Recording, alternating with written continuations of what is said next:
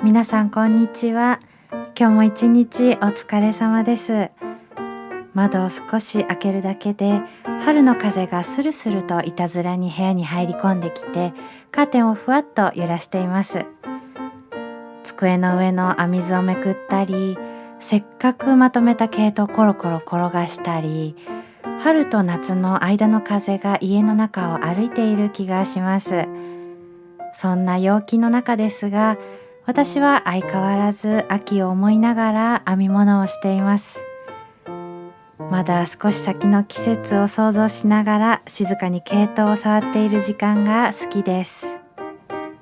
ただ最近は窓辺で編み物していると手の甲がじんわり日に焼けている気がしますね。春の日差しって優しい顔してるけど意外と容赦ないですよね。ポカポカしていて気持ちいいなと思っていたら、数時間後にはこれはもう初夏の気配ではなんて驚いています。そんなあったかい東京の午後です。皆様はいかがお過ごしでしょうか。お茶を飲みながらでしょうか。お仕事帰りの電車の中でしょうか。それとも眠る前の小さな明かりだけつけてこのラジオみたいな動画を流してくださってるんでしょうか。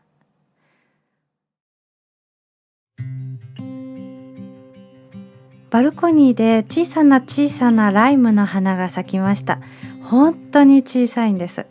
うっかりすると見逃してしまいそうなくらい控えめに。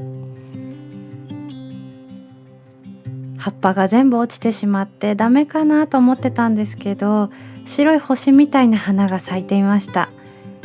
朝水やりをしながら見つけた瞬間、なんか胸の奥に小さな鈴が鳴るみたいな気持ちでした。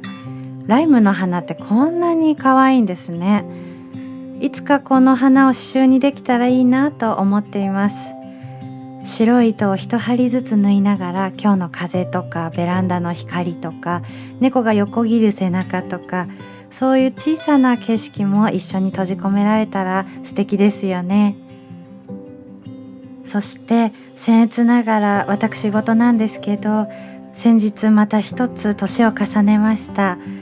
誕生日が来るたびにまた年を取ってしまったなぁなんて思っていた時期もあったんですけど、最近はなんていうかゲームみたいにレベルが一つ上がったと思ってます。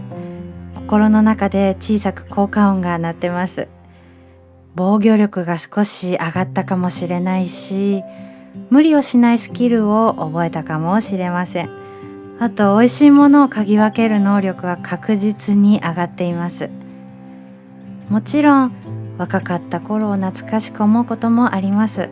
あの頃の自分にしかなかった勢いとか、夜更かししても平気だった体力とか、思い返すとキラキラして見える瞬間もあるんですけど、でも同時に失敗もね多かったので、戻りたいかと聞かれると私は割と全力でいや大丈夫ですと答える気がします。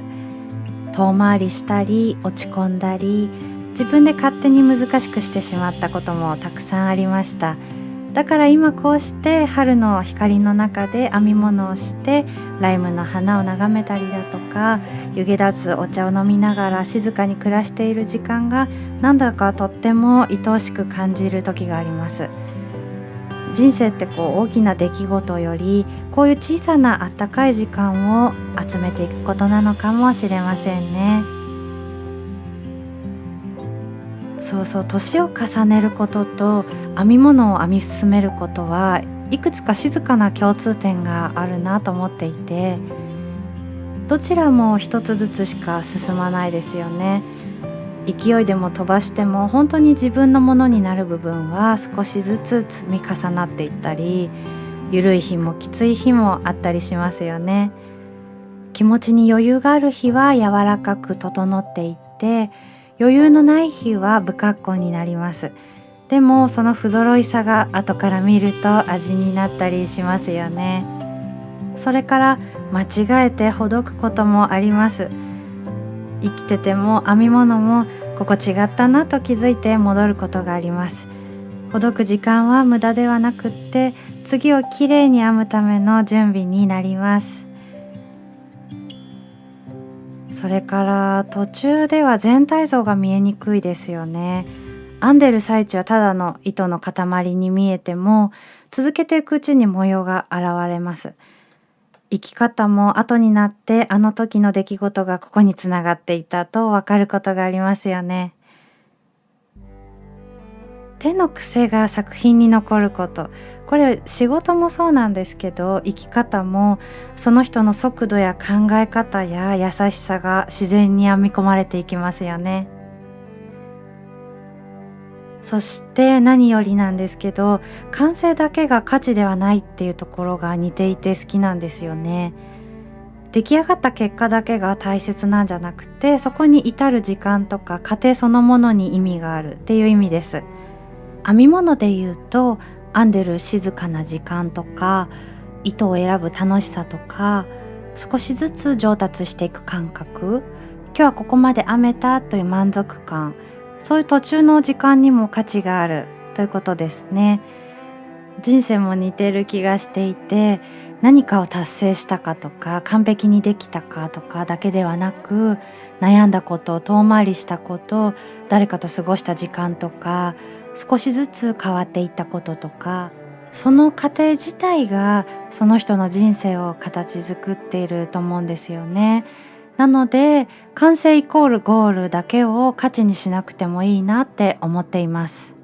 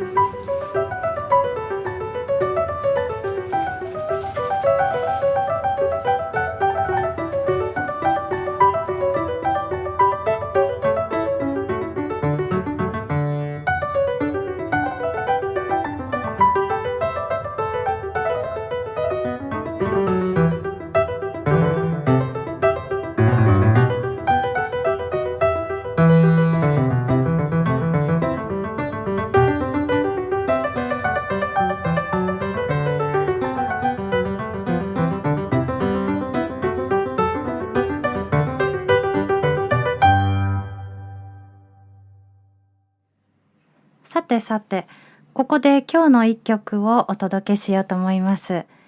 皆さん、猫のふぐふぐってご存知でしょうか？お口の横のふわっと膨らんだ部分です。猫好きの方はつい無意識に見つめてしまう場所ではないでしょうか。ここはどうしてこんなに愛おしいんでしょうか。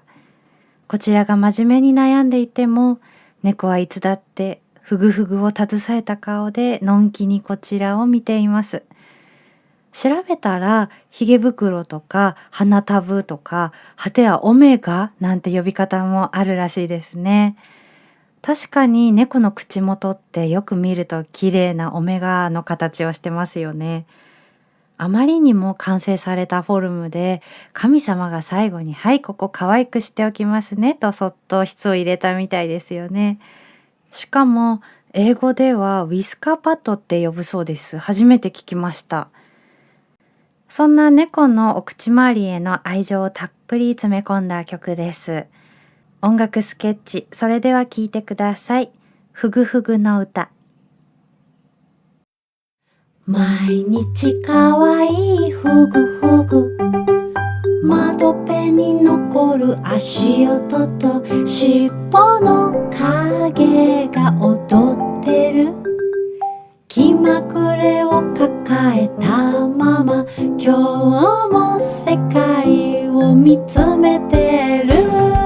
丸いお口がふぐふぐ、ひげの袋がふぐふぐさ、秘密が詰まったふぐふぐ、幸せあふれて丸くなる。名前を呼べば知らん通りだけど隣で喉が鳴る。小さな風眺めては今日も一日過ぎていく。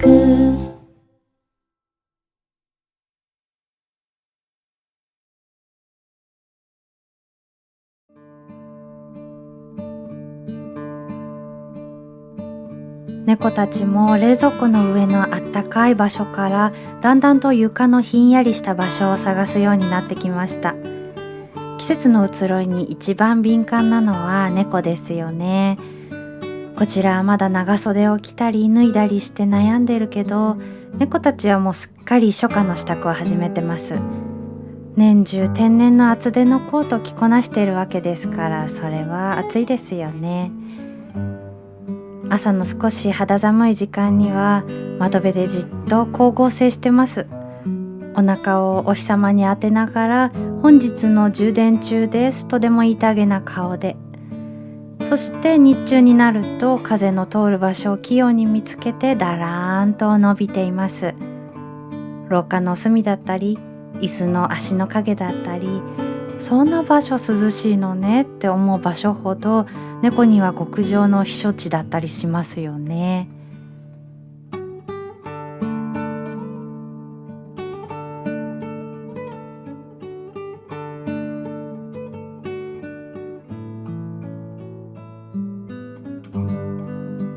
先日子供たちにグレープフルーツを出したら一口食べて苦いって言われてしまったんです。なのでゼリーにしました。子供たちって酸味や苦味にとっても正直ですよね。顔をキュッとしかめる様子がなんだか小動物みたいでおかしくって思わず笑ってしまいました。最近は気温も日差しもポカポカしてきてゼリーが美味しい季節になってきましたね。冷蔵庫を開けるたびにガラスの器の中で揺れるゼリーを見ると少しだけ機嫌が良くなります。光を閉じ込めたような食べ物ですよね。透明な器に日が差し込んでテーブルの上に淡い色が反射して、その揺れる影をぼんやり眺めているだけで午後が静かにほどけていきます。今度こういう光に焦点を当てた曲書いてみますね。スケッチから書いてみます。音って不思議ですよね。机の上に落ちてたり、夕方の西日に紛れてたりとか、洗ったグラスの透明な中に潜んでたりしますよ。だからぼんやりしていたり忙しすぎたりして暮らしてると大事な瞬間をうっかり見落としたりします。最近はなるべく耳を澄ませて暮らしてます。ゼリー、今度はオレンジとかブドウで作ってみようかなと思ってます。私はいつも果汁を絞らずにちゃっかりジュースで代用してるんですけど、皆さんどうされてますか？ちゃんと果物から作る方もいるんでしょうか？それとも案外みんな同じように台所でこっそり市販のジュースに頼ったりしてますか？果汁なんてそもそも入れなくても美味しいのかな？ご存知の方がいたら教えてください。さて、今日はここまでになります。今日もこうして同じ時間を過ごしてくださってありがとうございました。夜風が少し気持ちいい季節になってきました。眠る前に窓を少しだけ開けて遠くの音を聞きながら過ごすのもなかなか悪くないものです。それでは皆様ご自愛ください。音楽作家のまりえでした。